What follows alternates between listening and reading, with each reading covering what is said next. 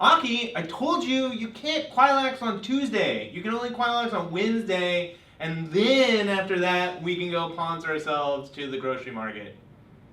Oh! Hello! Sorry, I was just talking to my friend Aki the Octopus.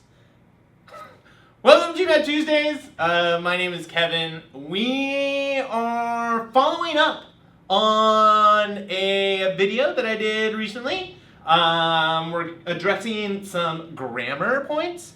And in the previous video, I talked about participles and said at the beginning of that video that there was so much about participles that I couldn't fit it all into one video. And so this is the follow-up video. If you're interested in finding out about participles and their phrases and want to learn more about those, I recommend going and watching that other video, which you can click a link that appears right here. You just click right there. Click. Okay. All right. If you're still here, then you want to find out about how participles play a part in verbs. So basically, there are whoa, Aki, stay still. Oh man. There are present participles and past participles. The present participle, the meaning of it is that something is continuing. An action continues. It hasn't ended yet.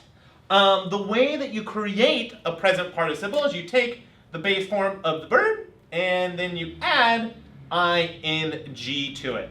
And so this gets a little bit confusing because you can have a verb that ends in ing and it can be a gerund, or sometimes called a gerund participle, and that's actually what we talked about in the other video. So in that case, it's functioning as a modifier.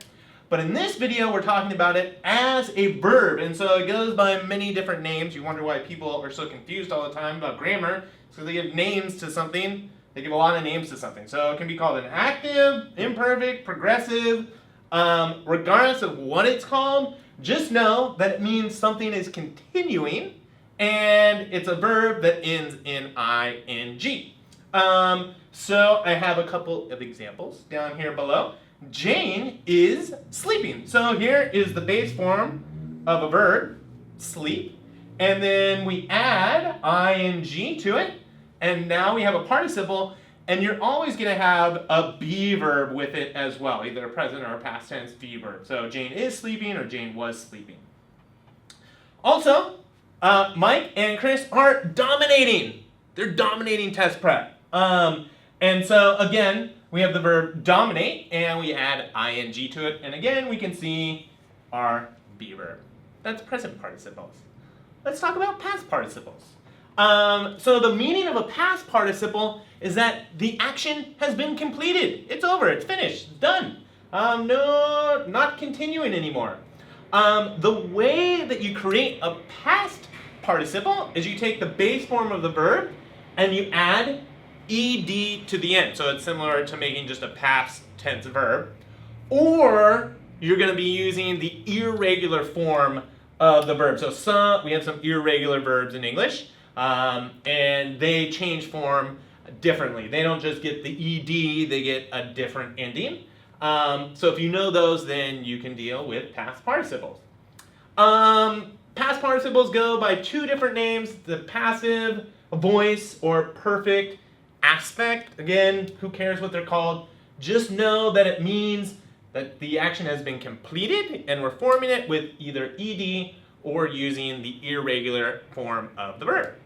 And so our examples, the burrito was eaten. And so eat is an irregular verb, and the form that we change it to adds en to the end, and so it was eaten. And so the burrito no longer exists in the world, it has now been consumed.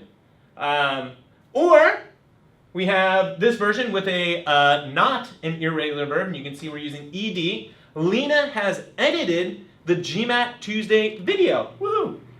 Thank you, Lena. And so you can see edit is our verb. We add ed to it, and we're using has.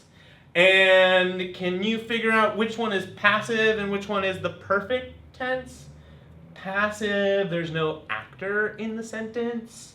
So this first sentence is the passive because there's no Doesn't tell us who was the person eating the burrito. It's just the burrito was eaten. And then the perfect tense is down here using has and the participle. All right, that's it.